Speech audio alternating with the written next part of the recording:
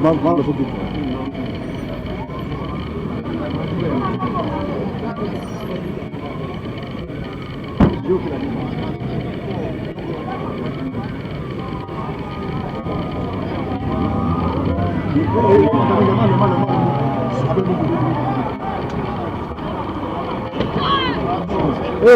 Oga.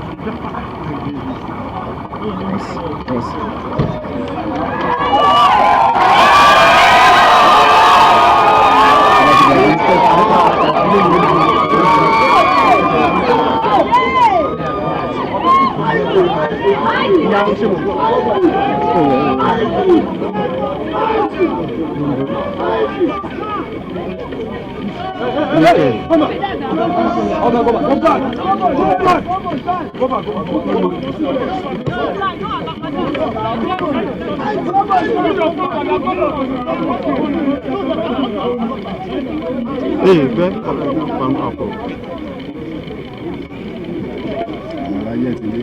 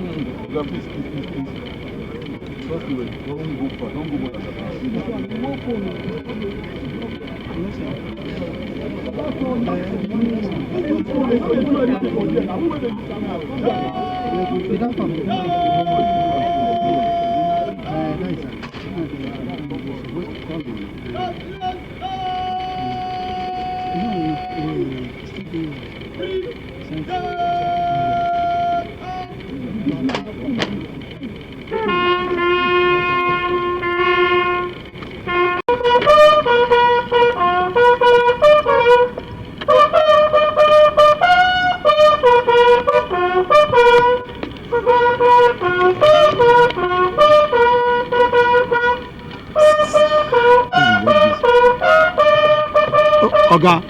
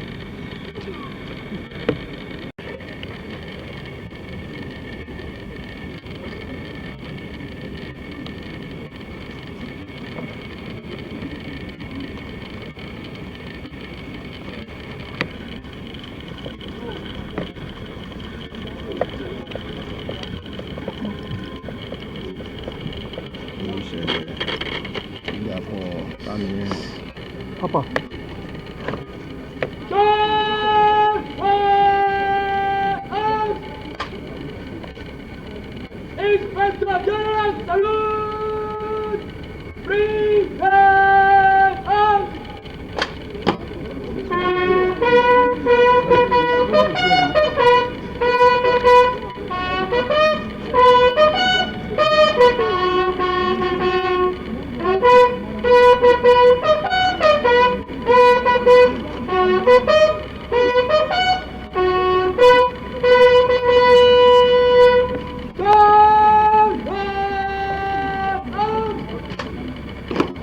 like to begin by expressing my profound gratitude to His Excellency Bola Ahmed Tinubu, GCFR, President and Commander-in-Chief of the Armed Forces of the Federal Republic of Nigeria, for the confidence reposed in me to serve as Inspector General of Police.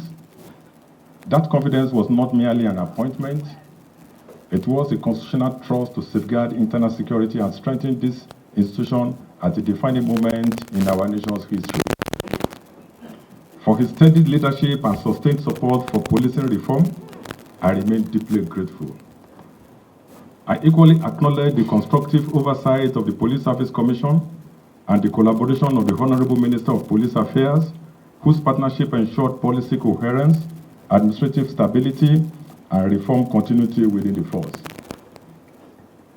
Serving as Inspector General of Police has been the highest professional honor of my career. To lead an institution sustained by sacrifice and entrusted with the preservation of public order is both privilege and solemn responsibility. When I assumed office, the force confronted evolving threats, asymmetric violence, technologically enabled crime, heightened civic expectations, and the urgent demand for institutional renewal. The moment required decisive recalibration. Accordingly, we strengthened intelligence-led policing architecture, expanded digital crime tracking and forensic capabilities, enhanced interagency operational coordination, reinforced internal accountability mechanisms, modernized tactical assets, and intensified specialized training across commands nationwide. Targeted operations during this period disrupted organized criminal kidnapping networks, curtailed violent criminal syndicates, improved coordinated response capacity, and restored operational confidence in previously underserved communities. Community-centered policing was deepened as a strategic doctrine, not a rhetorical commitment. We also prioritized officer welfare, ensuring promotion of deserving officers as at when due, in collaboration with the Police Service Commission. Strengthening insurance frameworks, expanding housing initiatives, and investing in capacity development because morale and professionalism are inseparable in effective policing. Reform was pursued with discipline and clarity. Public trust cannot be commanded by authority. It must be earned through integrity, transparency, and measurable results. These gains were not the achievement of one office. They were the product of collective resilience of officers who served long hours, made difficult decisions, and stood firm in defense of the nation. To those who operated in high-risk environments, who confronted danger so that others might live in peace, I salute your courage. The stability many enjoy today rests quietly upon your sacrifice. To our sister security agencies, strategic partners, and international collaborators, your cooperation strengthens our national security architecture and enhances operational outcomes. Leadership in policing is custodial. No Inspector General of Police owns this institution. We hold it in trust for the nation and for the generation who will inherit its future.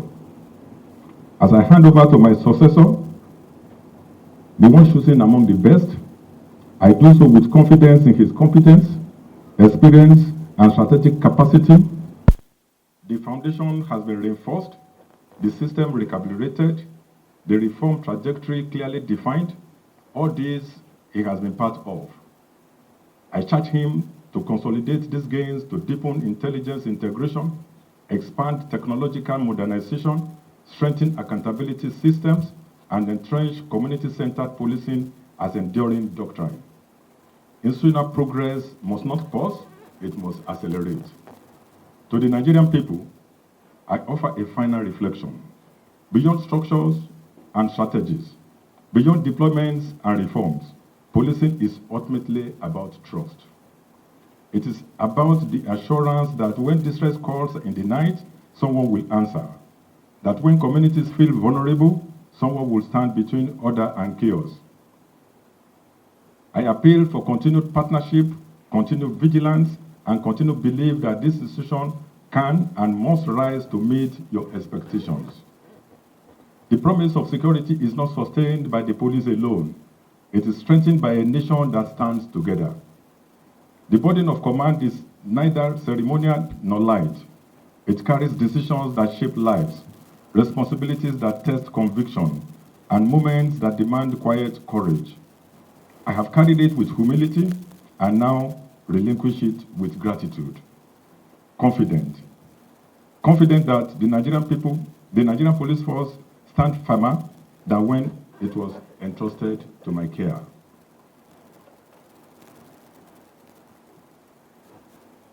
Thank you for the honor of service. May God bless the Nigerian Police Force and the Federal Republic of Nigeria. Thank you very much, sir. That was the speech